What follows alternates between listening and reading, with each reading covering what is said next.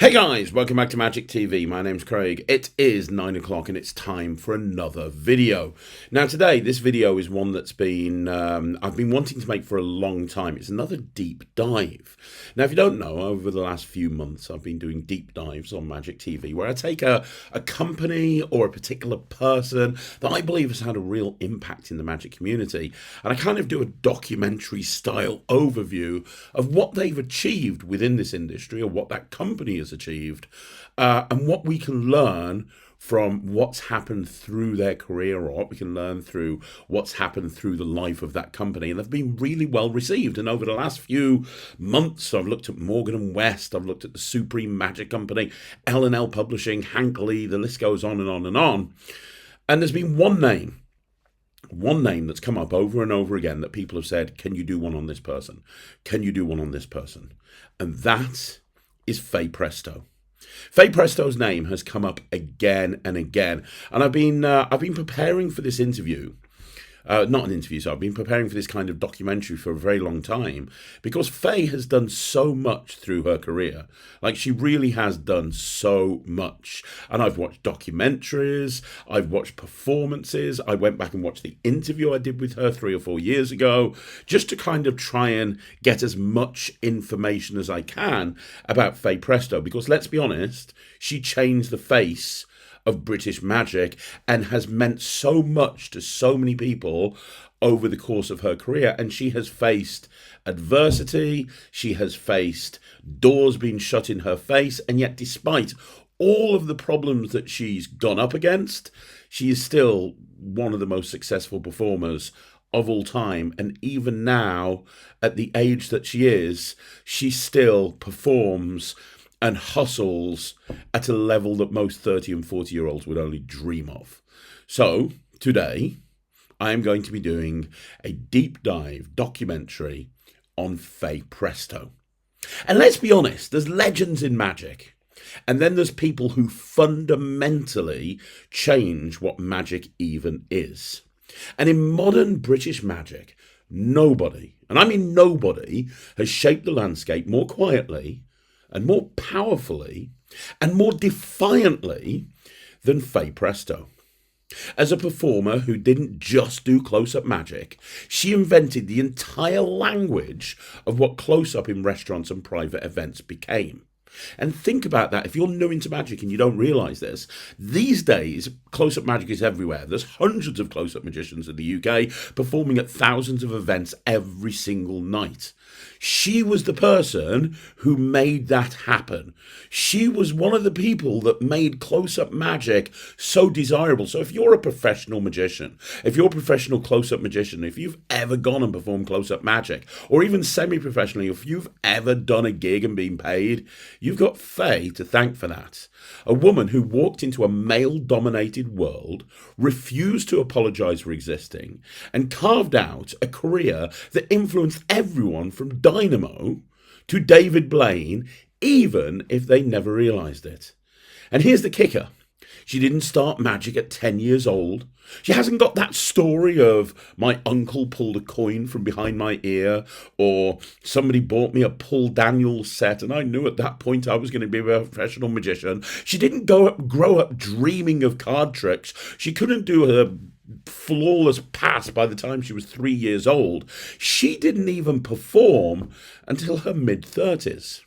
Fay Presto took the hardest route imaginable, and somehow she still became the queen. This is the story of Fay Presto. The rise, the grind, the impact, the prejudice, and the reinvention. And the legacy of a woman who genuinely, and I mean this, who would genuinely rather die on stage than stop performing. This is going to be great. Let's begin. Let's start off with chapter 1, the unlikely beginning. If you think Fay Presto was destined to be a magician at a young age, think again. Like I said, I have watched countless hours of interviews with Fay, and I think I've got a kind of an idea of how her head works. In her own words, she didn't even like magic. Her early life was nothing like a typical magician's biography. No royal road to card magic, no magic clubs, no David Nixon inspiration. Instead, she went through what can only be described as a conveyor belt at the most un-magician-like jobs imaginable. She worked in a laboratory, she worked retail, she sold adding machines after Britain decimalised. Then she went into technical sales. She was doing double glazing, timeshares, whatever job existed where, as she put it, they needed cannon fodder. And then, after the sales industry dropped her on her head, she found herself delivering parcels across London on a motorbike, one of the most dangerous and unforgiving jobs in the city. This is just like the origin story that should be made into some sort of film. It really is. And it was there, doing this job, she was exhausted, burnt out, with no creative direction, that she started to look for a way out. Not into magic, into entertainment. Because she thought, well, I can't act. I'm told to dance. Maybe there's something else I can do. And then came Covent Garden. Chapter 2, we're going to be calling The First Spark. So you have to understand something. Covent Garden in the 1980s wasn't the Covent Garden we know today. It had just transformed from the old flower market into a proper street entertainment hub. And Fay spent hours watching jugglers, dancers and fire eaters trying to crack the code of how the entertainment business actually worked. And this is something you're going to see again and again and again. Faye is very, very intelligent, and she looks for the right opportunities. And everything that she has achieved isn't by luck, it's by design. And way back in the 80s, she was trying to crack the code of the entertainment business, and she befriended a fire-eating duo who invited her backstage, then into the bars, and eventually into the world of performers. For the first time, she saw that you didn't need theatre school or a drama course to entertain people. You basically needed nerve.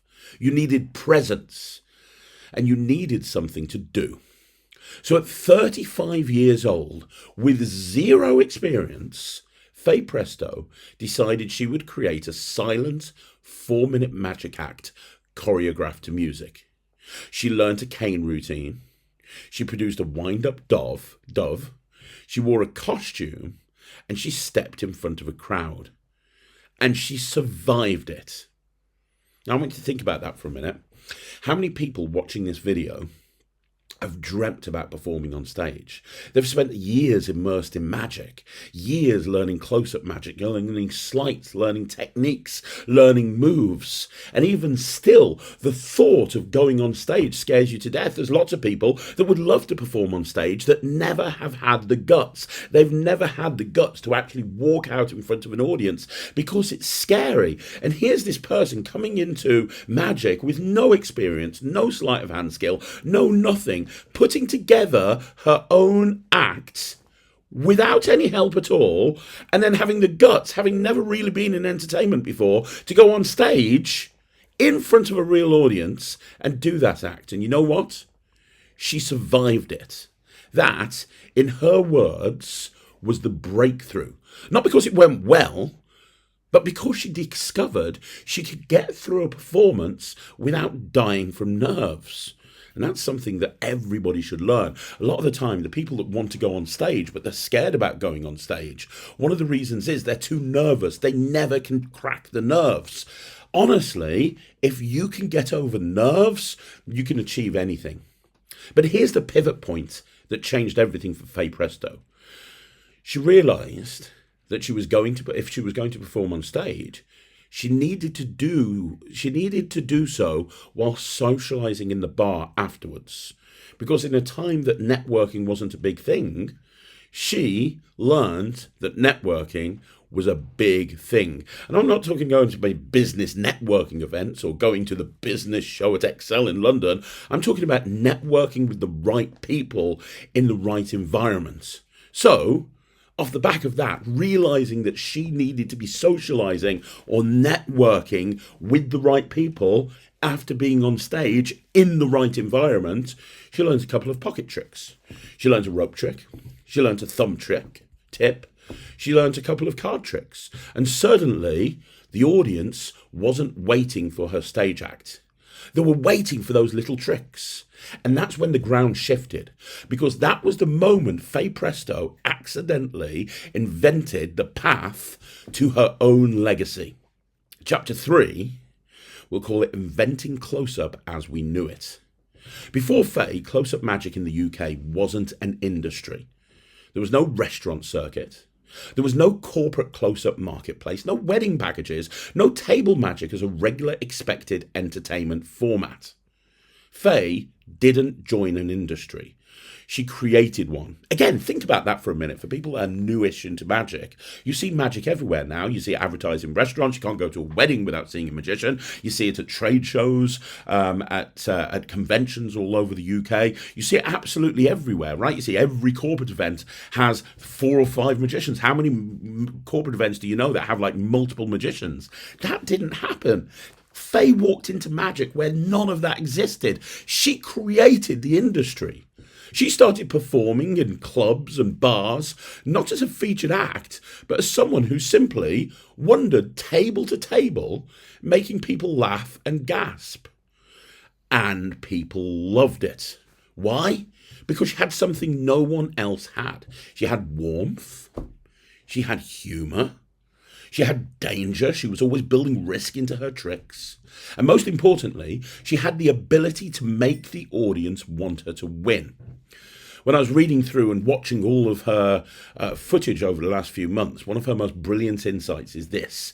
If you show up perfect, the only game the audience can play is wanting you to fail.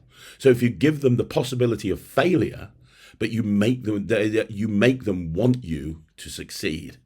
That single philosophy separated her from every close-up worker of the era.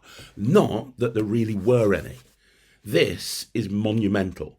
This is so huge. What she accomplished here is ridiculous. Let's call chapter 4 the rise of the residency. Because at this point, her career exploded. If you know anything about Fay Presto, or if you've ever spoken to her, or if you've ever done any research into her, then you'll know about Langan's Brasserie. She walked into that restaurant in the 1980s, and well, she never really left.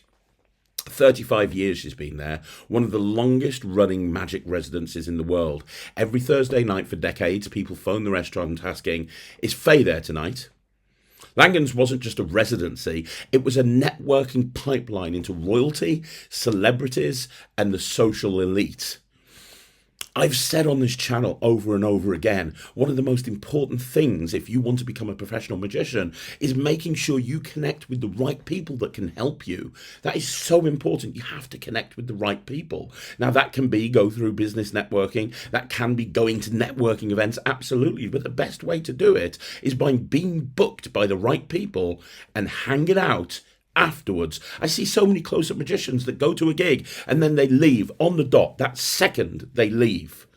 The amount of opportunities that are open to you if you stick around. And like I said, that's what Fay was doing.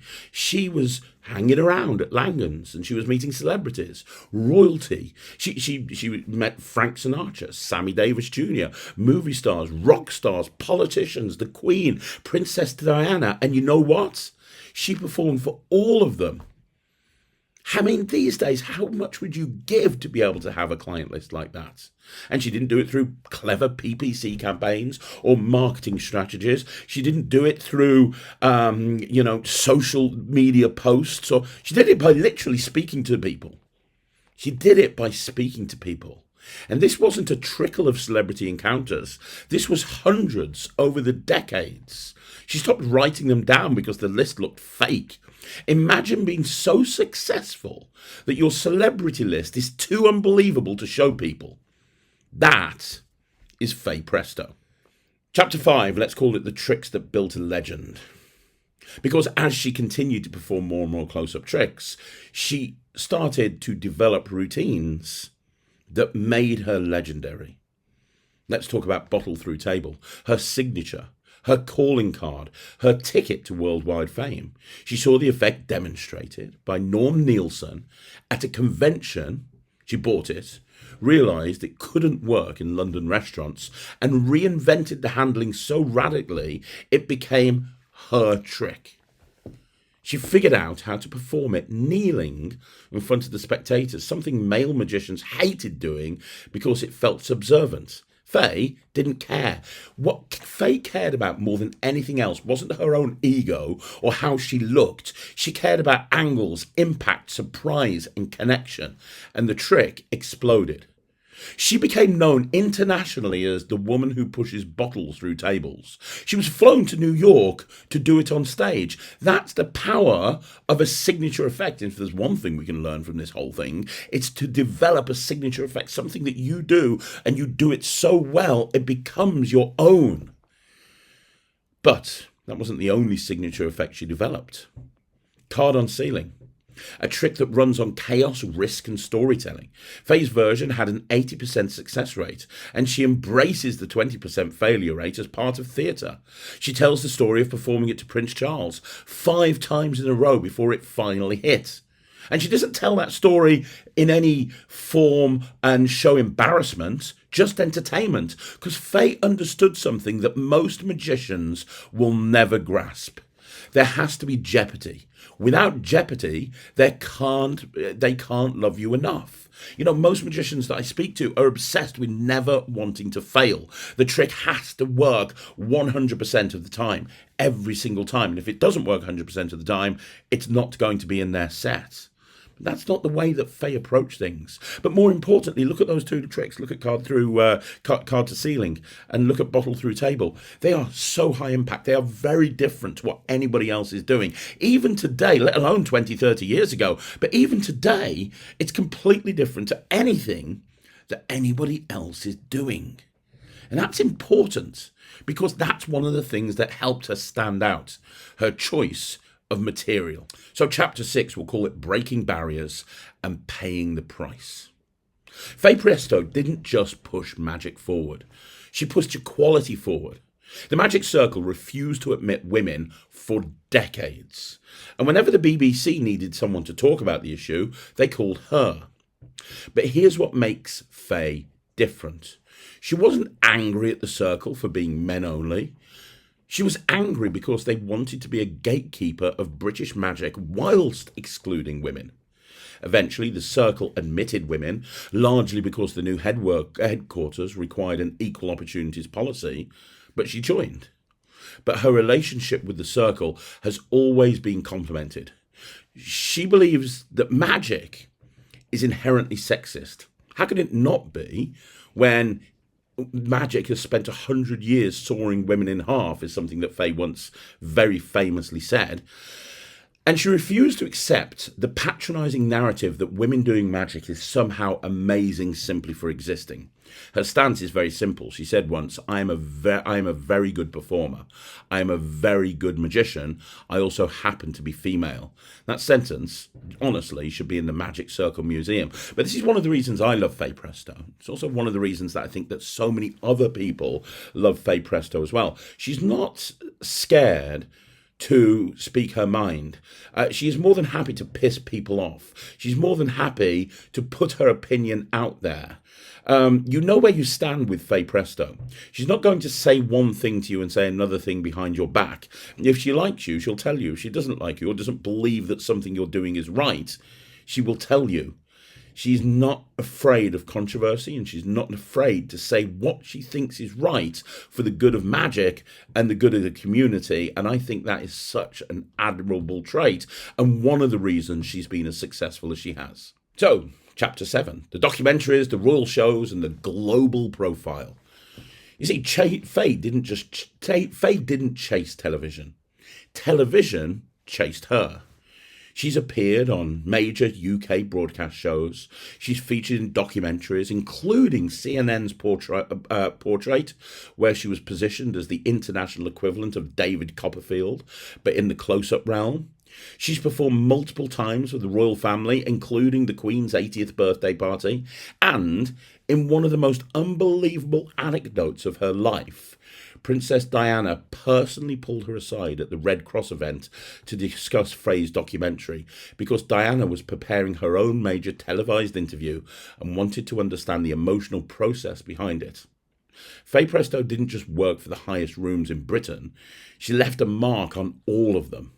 And honestly, the amount of people that I speak to, the amount of people that ask questions on this channel, how can I be the next big thing? How can I be super successful? How can I work for royalty? How can I perform for royalty? How can I perform for celebrities? How can I put myself into that position? Well, you just do what Fay did. You could literally use her life as a blueprint to be successful. You want to make sure that you're working with the right people, then it's very, very simple. All you have to do is hustle, put yourself out there, speak to the right people, and never give up. Now, chapter 8 would be called The Champions of Magic and a Second Career Bloom. See, here's the thing. Most performers slow down in their 50s. Hell, I'm 49, I'm 50 next year, and I'm seriously considering slowing down next year. Most performers do. But Fay joined the Champions of Magic tour in her 60s.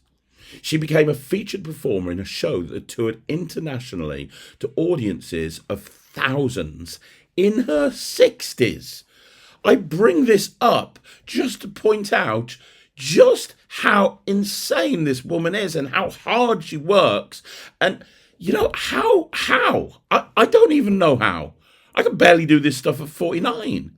She invented one of the most touching theatrical transitions in modern magic. Sitting on the edge of a stage with a child from the audience, performing a rope routine where the child's face becomes the spotlight. The audience watches the child experience the magic, not just the trick. You can see that in my interview that I did with her years ago. That's not staging, that's wisdom. That's craft, and that's Fay. There's one thing performing a trick. There's one thing performing a trick and going through the motions. And there's something else making a miraculous magical moment out of it. And that's something that Fay has always done brilliantly. Chapter 9. Chapter 9, we'll call it Aging, Identity, and the Truth She Never Hid From. The documentary interviews show a raw, honest side of Fay, the part magicians rarely talk about. She's aware that she's aging. She's aware the entertainment industry is obsessed with youth. And she's aware that eventually someone will tell her she's too old to work. She's been very open and honest that she fears losing her driving license. She fears losing her sharpness. She fears mediocrity. But she does not fear death. Her ideal ending to her life? Well, she spoke about that in one of her documentaries. She said that the ideal ending would be a cracking show, heading back to the dressing room, and then pop, gone. That's the most Fay Presto line ever spoken. She's had clients retire. She's had clients die. She knows her own career is rounding the final bend, but she will not retire. This is what she said, word for word. Some people never find what they want to do. I was lucky. I found something I loved, and I was allowed to do it for a long time. That line deserves to be carved in stone because it shows just how much Fay Presto loves magic. The legacy of Fay Presto and what magicians must learn. Here's what most magicians get wrong, especially modern magicians. They think close-up magic always existed. They think restaurant work was always a thing. They think women are now naturally part of the fabric of the industry. None of that was true before Fay. What Fay Presto did for magic cannot be overstated. She proved close-up magic is a legitimate art form. Before Fay, close-up magic was a novelty. After Fay, it became a career. 2, she showed the industry what natural, unscripted, human connection looks like.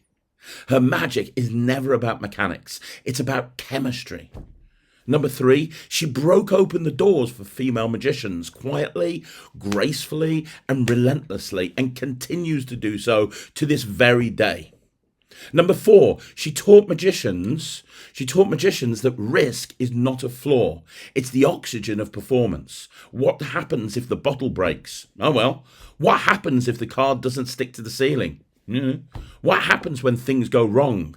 That's where the magic lives. And that's one of the most important things that you can learn from Fay Presto. If you're not taking risks, then you're not pushing boundaries.